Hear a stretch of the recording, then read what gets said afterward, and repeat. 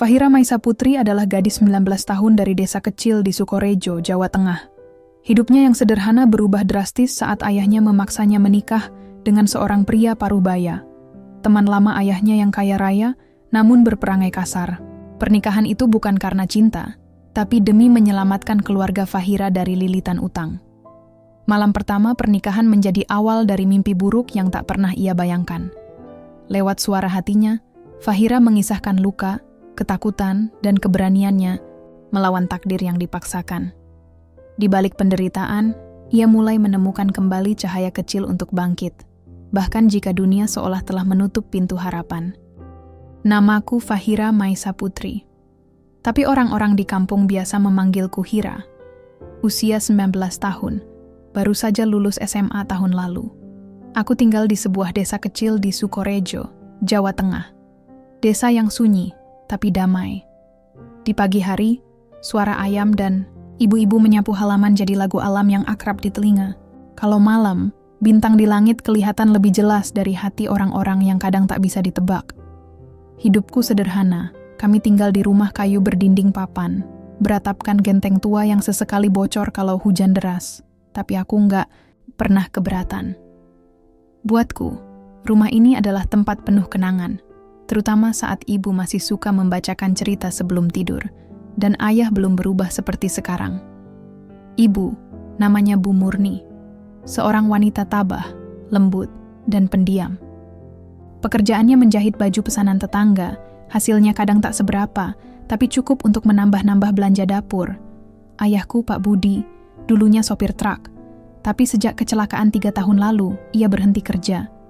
Belakangan, aku lihat dia makin sering termenung, kadang ngomel-ngomel sendiri, kadang pergi diam-diam dan pulang larut malam sambil membawa bau rokok dan amarah. Aku tahu, kehidupan kami sedang sulit. Aku tahu utang keluarga makin menumpuk, dan ayah makin putus asa. Tapi kupikir, selama kami tetap saling menyayangi, semua bisa dilalui. Aku salah. Setiap sore, aku bantu ibu menjahit atau sekadar menyortir benang. Kami duduk di beranda, ditemani suara jangkrik dan aroma teh tubruk yang masih mengepul dari cangkir. Sore-sore seperti itu yang selalu ingin aku simpan selamanya. Tapi rupanya waktu tak pernah benar-benar mau berhenti hanya karena kita ingin. Suatu malam saat aku sedang mencuci piring, aku dengar suara ayah dan ibu bertengkar di dapur. Aku tahu mereka mencoba bicara pelan, tapi tembok kayu tak bisa menyembunyikan suara hati yang gaduh. Aku sudah gak ada pilihan lagi, Nyi. Orang itu satu-satunya yang mau bantu kita. Suara ayah terdengar serak dan keras. Tapi dia tua, Bud. Fahira masih muda. Dia masih punya masa depan. Suara ibu bergetar, seperti menahan tangis. Aku berhenti mencuci. Tangan gemetar. Jantungku berdetak tak karuan. Entah kenapa, aku langsung merasa firasat buruk. Justru karena dia masih muda. Orang itu suka sama Fahira. Kalau dia jadi istrinya, utang kita lunas. Hidup kita aman. Dek aku ingin muntah. Aku ingin waktu berhenti. Tapi semuanya tetap berjalan. Dan kenyataan menamparku dengan dingin. Malam, itu aku menangis diam-diam di balik kelambu.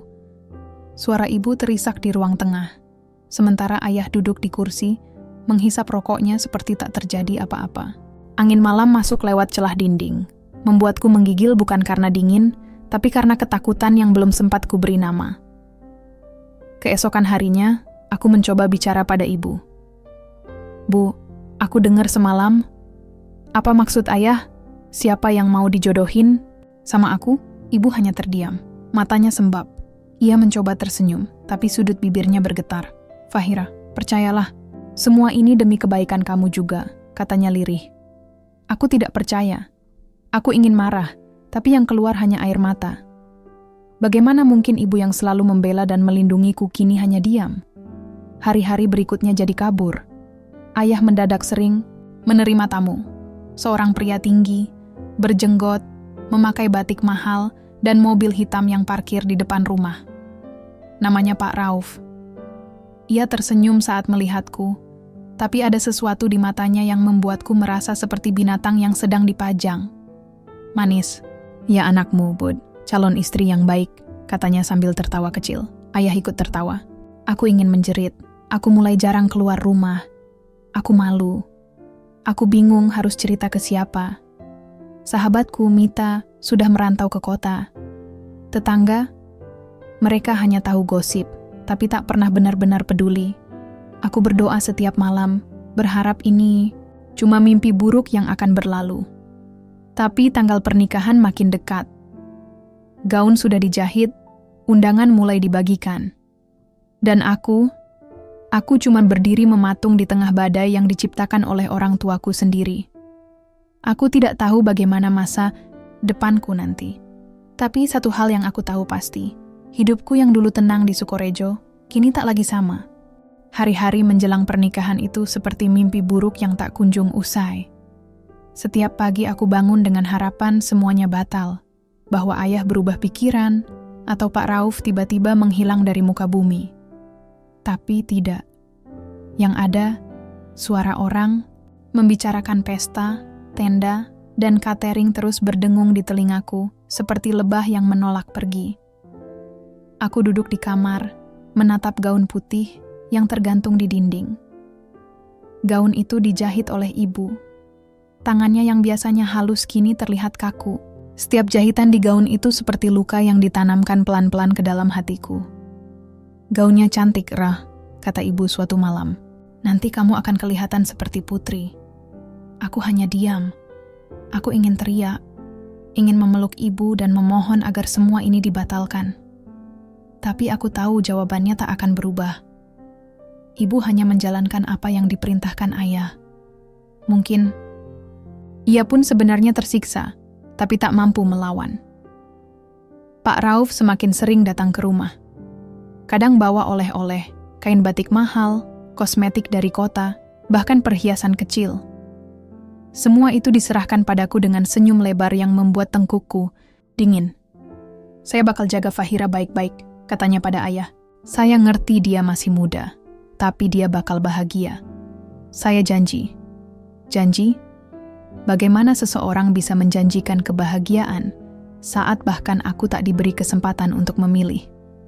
Aku pernah memberanikan diri bicara pada ayah saat hanya kami berdua di rumah. Ayah, tolong, jangan paksa aku. Aku nggak cinta dia. Aku takut. Ayah menatapku. Matanya tajam, penuh tekanan yang belum pernah kulihat sebelumnya. Cinta bisa datang nanti, Fahira. Yang penting, hidup kita selamat. Ayah udah tua. Kalau ayah mati besok, siapa yang jaga kamu sama ibu? Aku bisa kerja. Aku bisa bantu. Tapi bukan dengan menikah ya. Bukan begini caranya. Tamparan itu datang tiba-tiba. Pedih. Tapi lebih pedih lagi adalah kata-kata yang mengikutinya. Jangan kurang ajar. Kamu pikir hidup ini cuma soal mau dan nggak mau? Aku menangis di kamar semalaman. Dunia seperti runtuh, tapi tak ada yang peduli. Hari pernikahan datang. Langit mendung, seperti ikut bersedih untukku. Aku duduk di pelaminan, mengenakan gaun putih yang membuatku merasa seperti hantu. Tamu-tamu datang silih berganti, mengucapkan selamat dan mendoakan kebahagiaan yang bahkan tak kumiliki. Senyum-senyum itu palsu semua. Tak satu pun dari mereka tahu betapa hancurnya hatiku. Pak Rauf duduk di sampingku. Tangannya menggenggam tanganku erat, terlalu erat. Wajahnya sumringah seperti baru saja memenangkan hadiah besar. Bagiku, dia bukan suami. Dia adalah penjara. Setelah resepsi, kami dibawa ke rumah barunya di kota kecil pinggiran. Sebuah rumah besar dengan pagar tinggi, dinding yang bersih, dan ruangan yang sunyi. Aku merasa seperti boneka yang dipindahkan dari etalase satu ke etalase lain.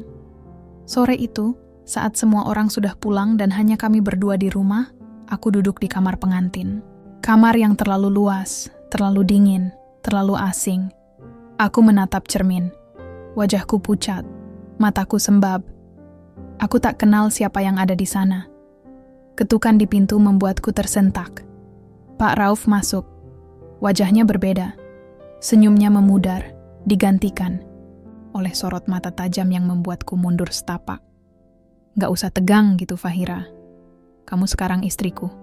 Istri harus nurut sama suami ya. Aku menunduk. Jantungku berdebar keras. Tanganku menggigil. Dia mendekat. Tangannya menyentuh pundakku, lalu leherku. Nafasnya berat. Aku ingin kabur. Aku ingin lenyap. Jangan, Pak. Tolong. Suaraku nyaris tak terdengar. Tapi dia tak peduli. Malam itu adalah malam yang takkan pernah kulupakan. Bukan karena cinta, pertama. Tapi karena rasa takut yang merobek seluruh diriku. Malam itu aku menyadari. Aku tak lagi punya kendali atas tubuh dan hidupku sendiri. Dan aku tahu, ini baru permulaan dari mimpi buruk yang panjang. Malam itu seharusnya jadi malam yang membahagiakan bagi seorang pengantin.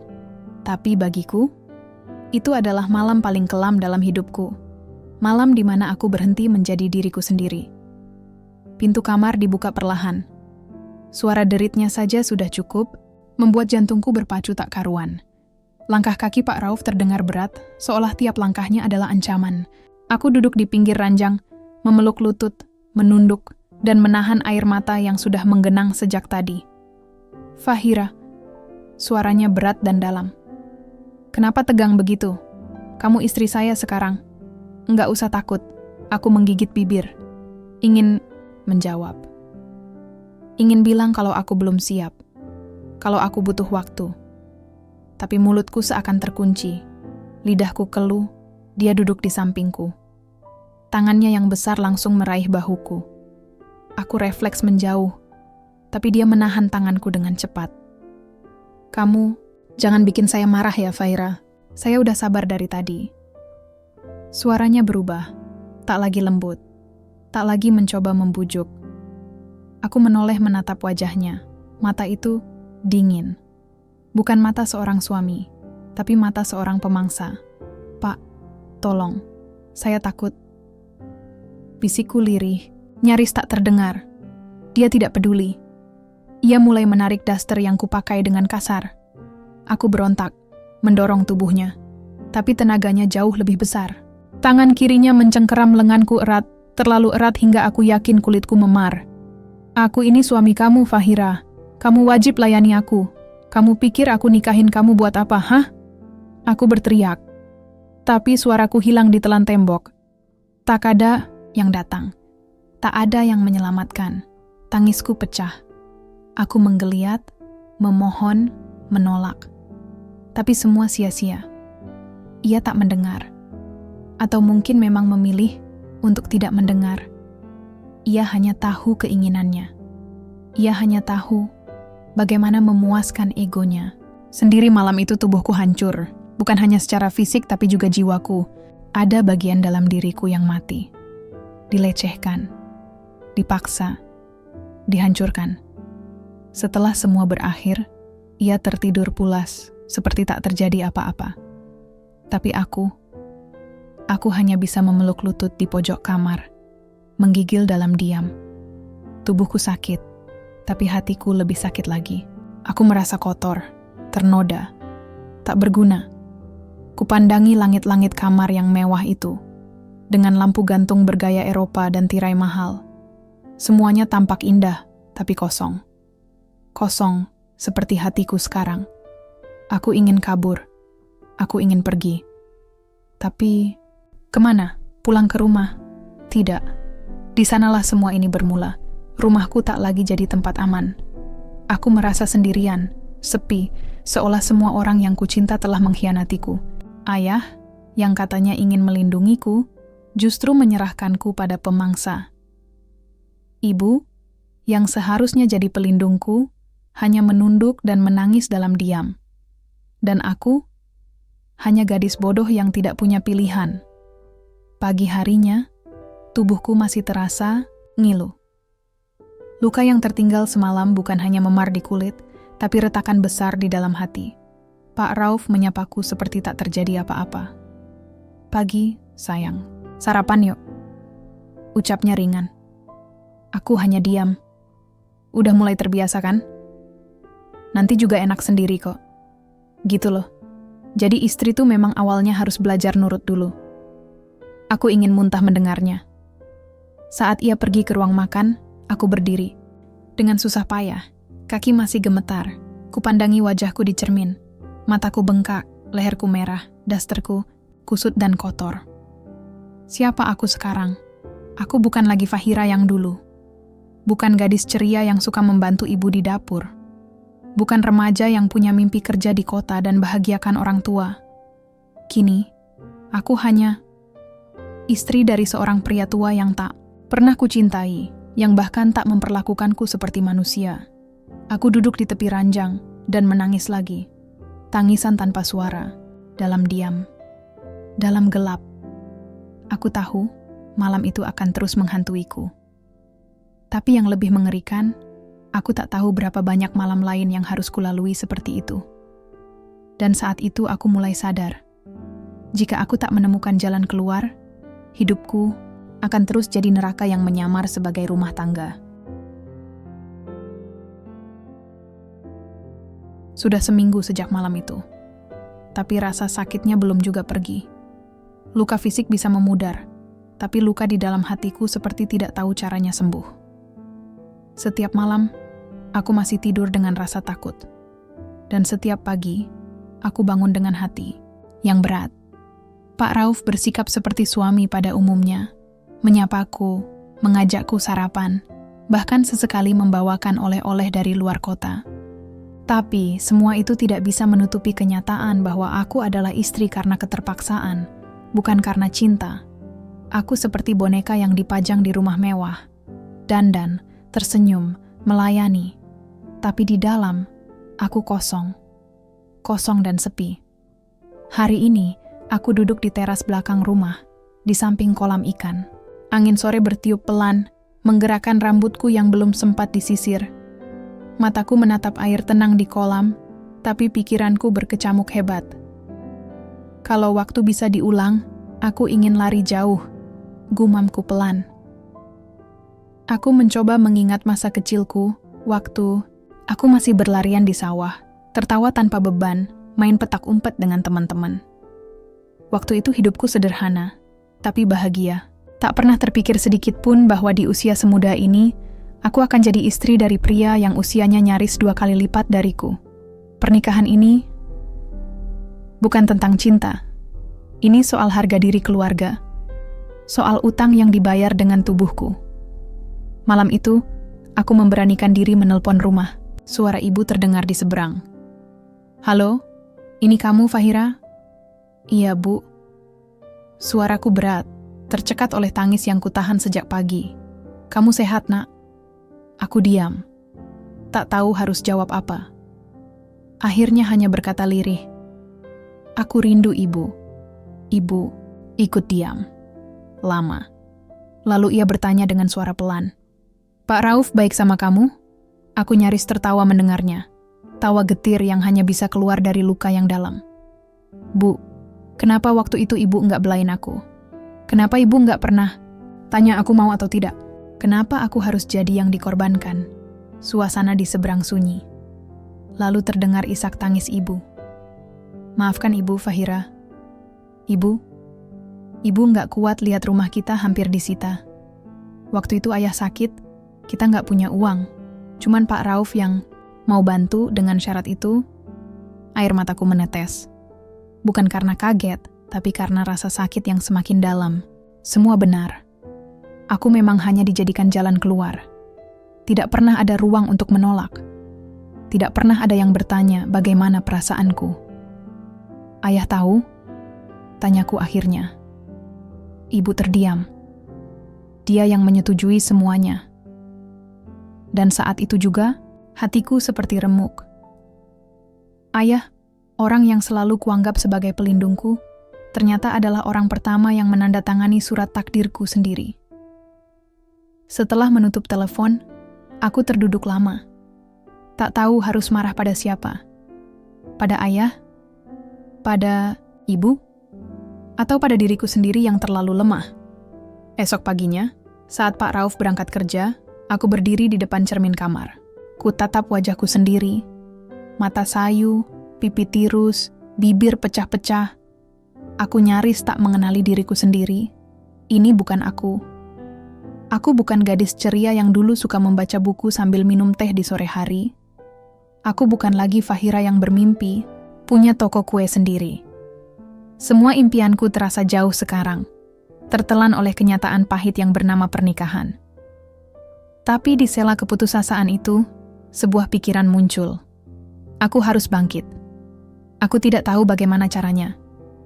Aku tidak tahu apa yang bisa kulakukan. Tapi aku tahu satu hal, aku tidak bisa terus hidup seperti ini. Mungkin aku belum bisa pergi. Mungkin aku masih terkurung.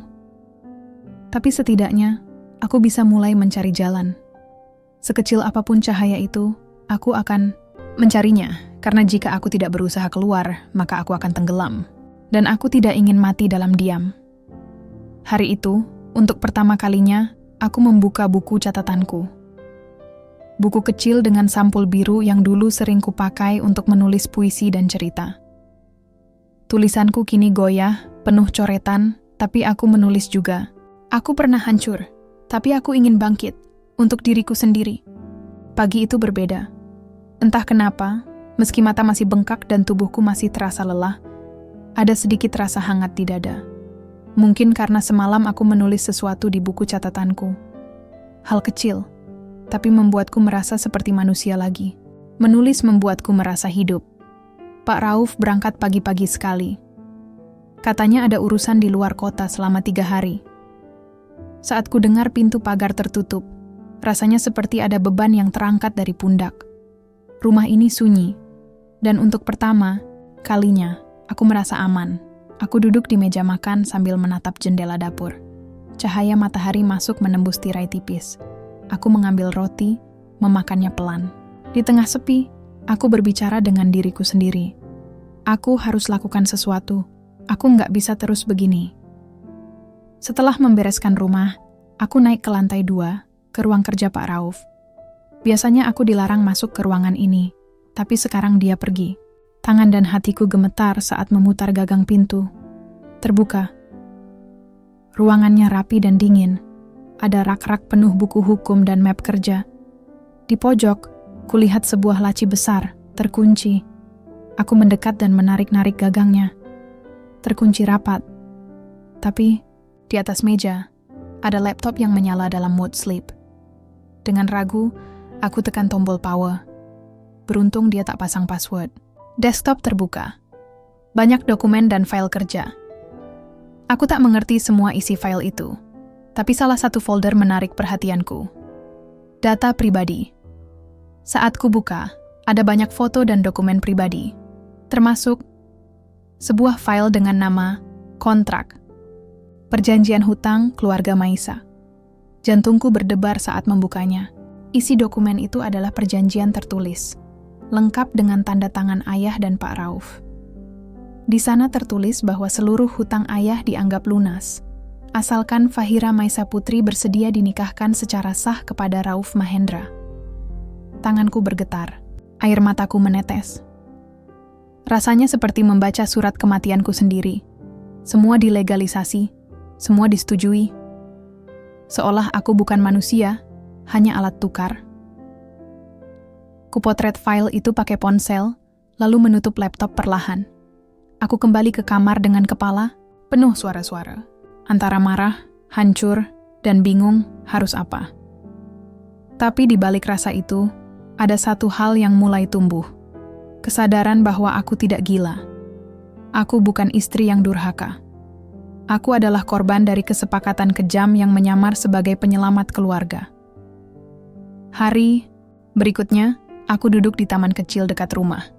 Buku catatan biruku ada di pangkuan, pena di tangan. Aku menulis, kalau aku bisa keluar dari sini, aku ingin sekolah lagi. Aku ingin kerja. Aku ingin hidup seperti orang lain, bebas memilih. Aku menatap tulisan itu lama, lalu menutup buku perlahan. Di hatiku ada sesuatu yang menyala. Bukan harapan besar, tapi bara kecil yang cukup membuatku bertahan. Aku mulai mencari informasi lewat ponsel.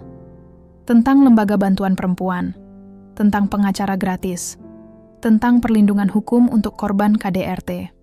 Semuanya kulahap perlahan, diam-diam, sambil tetap menjaga wajah biasa di depan asisten rumah tangga dan tetangga. Aku belum tahu kapan akan pergi, tapi aku tahu aku sedang merancang jalanku. 3 hari kemudian, Pak Rauf pulang. Aku menyambutnya seperti biasa, dengan senyum palsu, dengan tangan yang menyajikan teh dan roti. Tapi ada satu hal yang berbeda dalam diriku. Aku tidak takut seperti dulu. Aku mulai menyimpan kekuatan kecil di dalam dada. Aku menyembunyikannya, rapat-rapat, seperti api kecil yang dijaga dari tiupan angin. Dan malam itu, saat ia kembali mencoba menyentuhku, aku memalingkan wajah. Ia marah, tapi aku tak menangis. Aku hanya diam, mataku kosong. Ia tak tahu bahwa aku bukan lagi Fahira yang sama seperti saat malam pertama. Ia tak tahu bahwa di balik diamku, ada gadis yang sedang merencanakan pelarian. Karena sekarang aku tahu, aku berhak hidup, aku berhak bahagia. Hari itu hujan turun deras. Langit seperti ikut menangis bersama hatiku. Tapi tidak seperti biasanya, aku tidak membenci hujan. Aku justru merasa ditemani. Sore itu, aku duduk di kamar, menatap buku catatanku yang sudah penuh dengan tulisan. Ada puisi, ada doa, ada rencana. Ya, rencana. Sudah seminggu ini aku menyusun semuanya diam-diam. Tentang bagaimana aku bisa pergi, kemana aku harus lari, dan siapa yang bisa aku hubungi. Semuanya ku pelajari dari internet, ku baca dengan hati-hati, dan ku tulis ulang berkali-kali. Aku tahu, ini berisiko. Tapi aku juga tahu, kalau aku tidak melawan sekarang, aku bisa benar-benar hancur. Malam itu, untuk pertama kalinya, aku mencoba bicara jujur pada Pak Rauf. Kami sedang duduk di ruang tamu. Ia menonton televisi sambil menyeruput kopi. Aku duduk di ujung sofa, tangan gemetar, tapi mulutku berusaha terbuka. "Pak, aku mau bicara," kataku lirih. Ia menoleh pelan, menatapku dengan sorot malas. "Bicara apa?" "Aku nggak bahagia," ucapku pelan. "Aku merasa seperti hidup di penjara. Aku nggak bisa terus begini. Aku pengen pergi." Wajahnya langsung berubah. Mata itu, mata yang dulu menatapku saat malam pertama, kembali muncul. Dingin, keras, dan mengancam. "Pergi?" katanya dengan nada dingin. "Pergi kemana, Fahira? Kamu pikir kamu siapa?" Aku menelan ludah, nafasku sesak. Tapi aku tidak boleh mundur. Aku bukan barang, Pak. Aku manusia. Aku punya hak untuk bahagia. Aku pengen hidup bebas.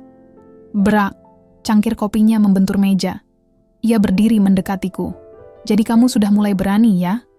katanya seraya mencengkeram lenganku. "Jangan sok bicara soal hak. Kamu itu dibeli. Orang tuamu menyerahkan kamu buat lunasin utang. Kamu itu pelunasan, bukan istri beneran." Air mataku langsung jatuh. Tapi kali ini bukan karena takut. Tapi karena kalimatnya membakar seluruh hatiku. Kata-katanya seperti cambuk yang menyayat, harga diriku habis-habisan. Dengan suara bergetar, aku berkata, "Saya bukan barang, Pak. Mau dibeli berapapun, saya tetap manusia." Ia mendorongku. Aku terjatuh ke lantai. Tapi tak ada lagi teriakan dari mulutku. Aku tidak memohon, tidak menangis seperti biasa. Aku hanya diam. Dan dalam diam itu, aku membuat keputusan. Besok aku harus pergi. Apapun risikonya. Keesokan harinya, sebelum fajar menyingsing, aku diam-diam keluar dari kamar. Koper kecil yang sudah kusiapkan malam sebelumnya kuseret pelan. Di dalamnya hanya ada baju seperlunya, dokumen penting, dan buku catatanku. Aku meninggalkan sepucuk surat di meja makan. "Pak Rauf, terima kasih sudah menyelamatkan keluarga saya, walau caranya menyakitkan. Tapi saya tidak bisa hidup dengan ketakutan dan rasa hina setiap hari. Saya pergi bukan untuk lari dari kewajiban, tapi untuk menyelamatkan diri saya sendiri. Fahira." Langkahku menuju pagar terasa berat, tapi tekadku jauh lebih kuat.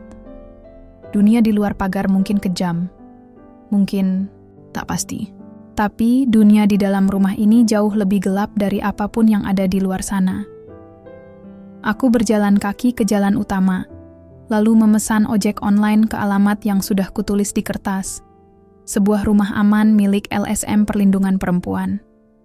Aku sudah menghubungi mereka diam-diam seminggu lalu, menyamar sebagai mahasiswi yang ingin menulis tugas. Saat sampai di sana, aku disambut seorang ibu paruh baya dengan senyum hangat. "Fahira?" tanyanya lembut. Aku mengangguk pelan. Bibirku gemetar. Mataku mulai basah. "Selamat datang, Nak. Kamu aman di sini." Dan saat itu juga, aku menangis. Bukan karena sakit, tapi karena lega. Aku merasa seperti baru saja dilahirkan kembali. Malam itu aku tidur di kamar mungil dengan selimut hangat. Tidak ada suara pintu dibanting. Tidak ada tangan kasar yang menyentuh tubuhku. Tidak ada caci maki. Hanya suara jangkrik dan detak jantungku yang perlahan kembali normal. Aku tahu hidupku belum selesai. Masih banyak tantangan ke depan. Tapi malam ini aku bebas, dan untuk pertama kalinya sejak lama aku bisa bernapas. Sudah seminggu aku tinggal di rumah aman ini. Awalnya aku masih terjaga setiap malam. Takut pintu kamar ini mendadak terbuka. Takut wajah Pak Rauf muncul dan menyeretku kembali. Tapi malam demi malam berlalu dan tidak ada yang datang. Aku mulai merasa tenang. Tempat ini kecil, tapi hangat. Penghuninya beragam. Ada perempuan yang juga lari dari suami kasar.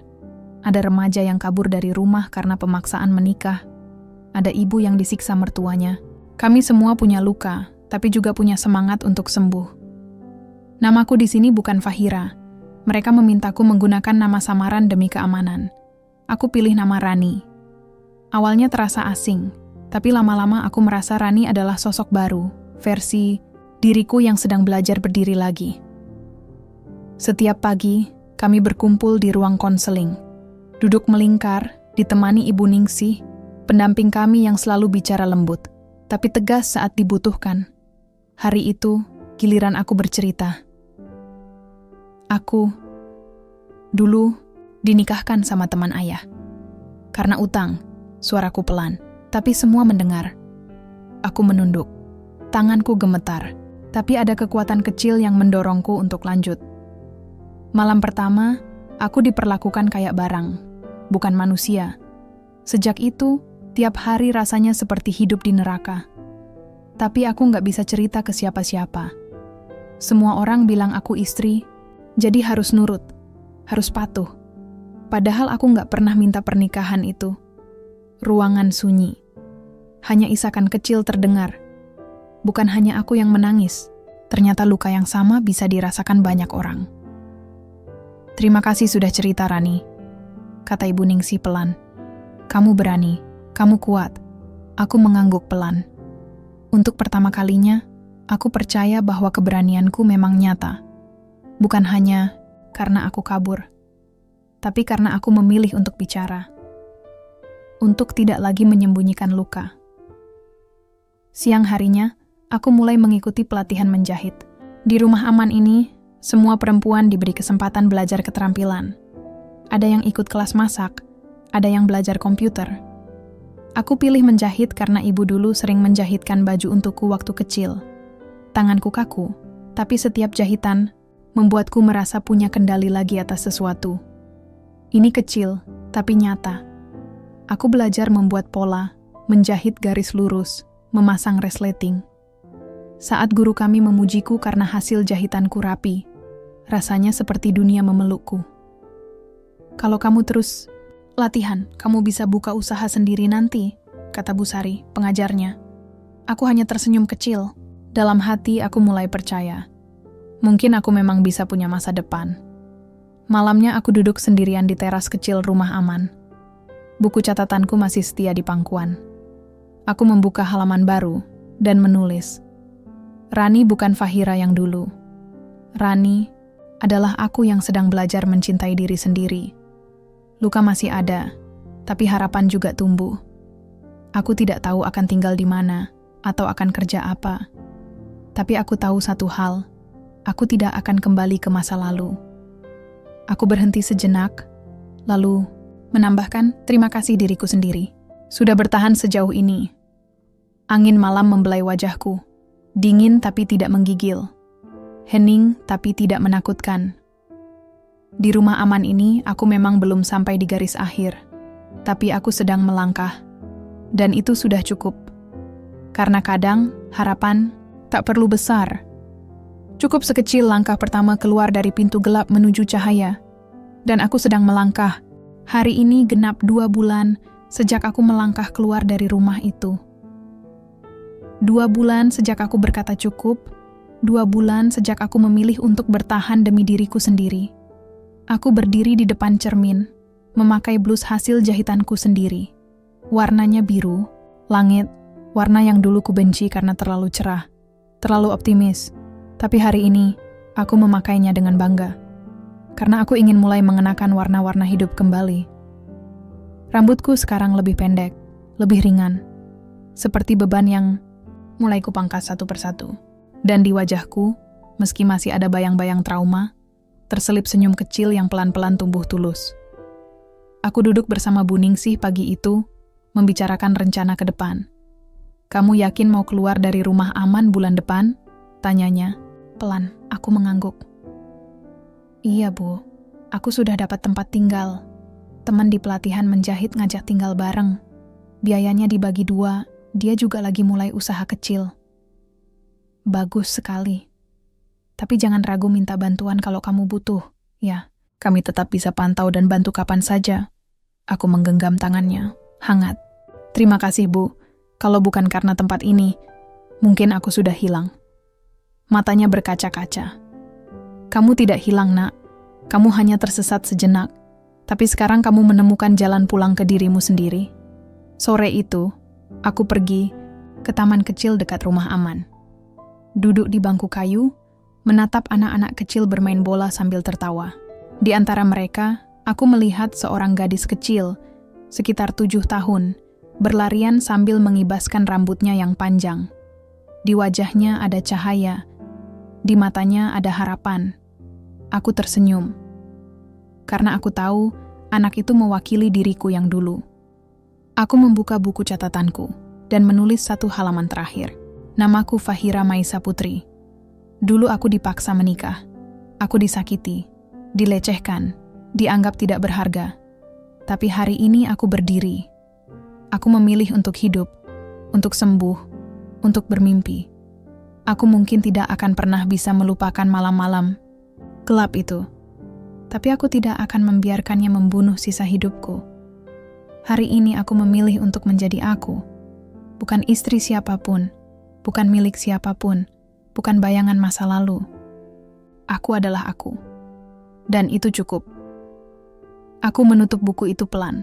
Angin sore membelai wajahku, membawa serta suara tawa dan daun-daun yang jatuh ke tanah. Aku menarik napas dalam-dalam, lalu berdiri. Meninggalkan bangku taman itu dengan langkah ringan. Melangkah ke masa depan yang masih belum pasti, tapi penuh kemungkinan. Karena aku tahu, hidup ini milikku. Dan aku akan menulis kisahku sendiri, dengan tangan yang pernah gemetar, tapi kini mulai kuat. Tamat.